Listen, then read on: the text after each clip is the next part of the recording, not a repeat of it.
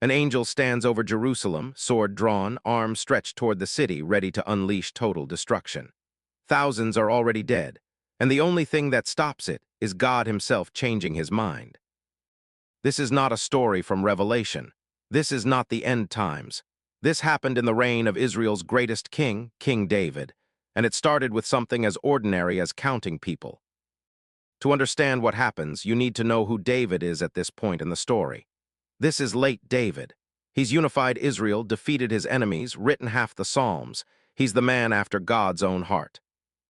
But power does something to people, even good people, and somewhere in the success, something shifted. 2 Samuel chapter 24 opens with a chilling line. Again the anger of the Lord burned against Israel, and he incited David against them, saying, "Go and take a census of Israel and Judah." Which raises an immediate question: why would taking a census make God angry? In ancient Israel, a census wasn't just counting heads for tax records. It carried deep theological weight. The population of Israel belonged to God, not to the king. When Moses conducted a census in the wilderness, God commanded a half-shekel ransom payment for every person counted, a recognition that these lives were the Lord's. David orders the census anyway. And notice, even Joab, his battle-hardened general, even Joab pushes back.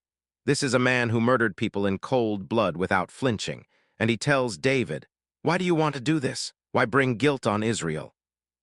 David overrules him. For 9 months and 20 days, Joab and his officers travel the entire land from Beersheba in the south to Dan in the north, counting fighting men. They come back with the number: 800,000 in Israel, 500,000 in Judah. And immediately, David's conscience hits him like a freight train.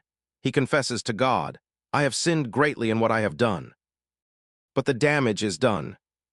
God sends the prophet Gad to David with a message and a terrible choice. 3 options for punishment. Option 1, 3 years of famine. Option 2, 3 months of fleeing from your enemies. Option 3, 3 days of plague, the sword of the Lord moving through the land. David's answer is one of the most haunting lines in all of Scripture. He says, "Let me fall into the hands of the Lord, for his mercy is great, but do not let me fall into the hands of men." He chooses the plague. And God sends an angel. In 3 days, 70,000 people die. 70,000. From Dan to Beersheba, the entire length of the nation, death moves like a wave. And then the angel reaches Jerusalem. The text in 2 Samuel says God stretched out his hand toward Jerusalem to destroy it, and then relented. He said to the destroying angel, "Enough, withdraw your hand." The angel stops, and when David looks up, he sees him. Standing at the thrashing floor of Araunah the Jebusite between earth and heaven, sword stretched out over Jerusalem. Let that image sit for a second. The king of Israel standing in his city looking up at a supernatural being of divine wrath, sword drawn over the capital. The city should be ash, and yet it's still standing. David falls on his face, and he says something extraordinary. He doesn't bargain, he doesn't make excuses, he says, "I am the one who has sinned. I am the one who has done wrong. These are but sheep, what have they done? Let your hand fall on me and my family." He takes full responsibility. He owns it completely.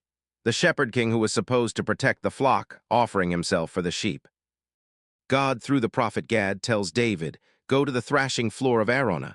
Build an altar there." Araunah sees the king coming and offers everything for free, the land, the oxen, the wood. But David refuses.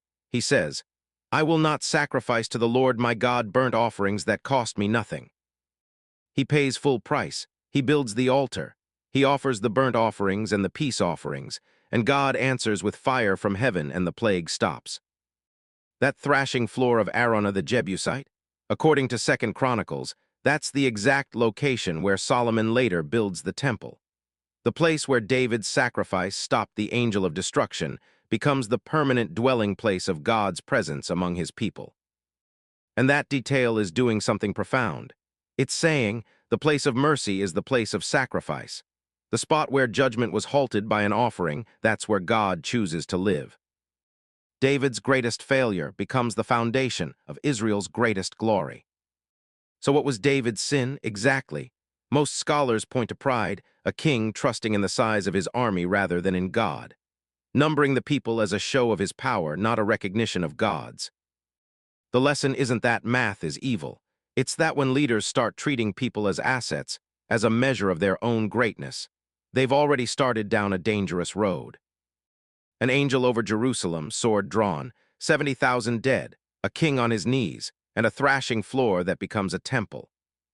This is one of the darkest chapters in David's life, and somehow, out of it comes one of the holiest places in all of history. If this video made you think, drop a comment below. I want to know what you think David's real sin was. Was it pride? Was it something else? And subscribe.